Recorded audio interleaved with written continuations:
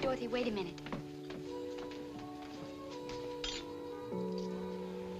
Louis, will you ask Mr. Esmond to come back to our dressing room? He's sitting in his usual place. Right away, Miss Lake.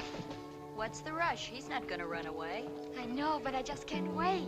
For what? Dorothy, didn't you notice? His pocket was bulging. That could be a bag of gumdrops. No, it was a square bulge, like a box for a ring.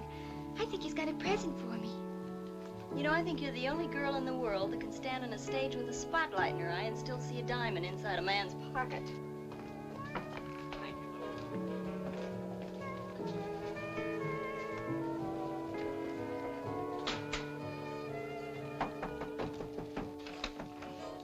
Good evening, Mr. Esmond. Won't you pray come in? Thank you. I'd love to. Hi, Gus. Good evening, Dorothy. You were wonderful tonight, darling. Simply wonderful. You were magnificent. Thank you. You were good, too. Gee, thanks, Gus. That makes me feel all warm inside. Mr. Esmond. Is it the right size? Oh, they can never be too big. Do you think it's too small, Dorothy? Looks like it ought to have a highball around it. I mean, does it fit your finger?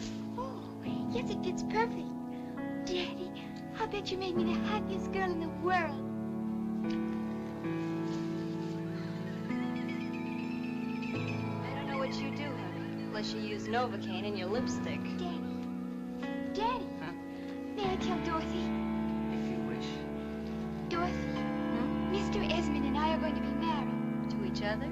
Of course to each other. Who else to? Well, I don't know about you, Gus. I always sort of figured Lorelei would end up with the Secretary of the Treasury. Dorothy, guess what? On Saturday, we're sailing on the Isle de Paris. We're going to be married in Europe. Well, why not get married in America and then go to Europe? Well, Or is that the old-fashioned way? we've made our plans. Come in.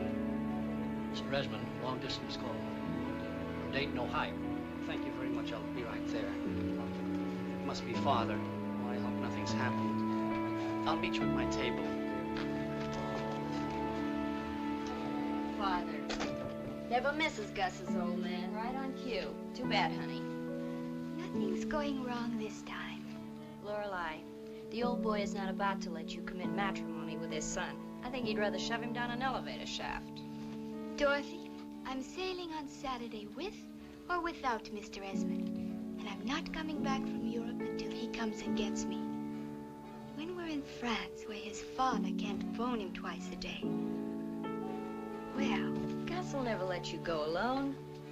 sometimes Mr. Esmond finds it very difficult to say no to me. Well, that's very possible.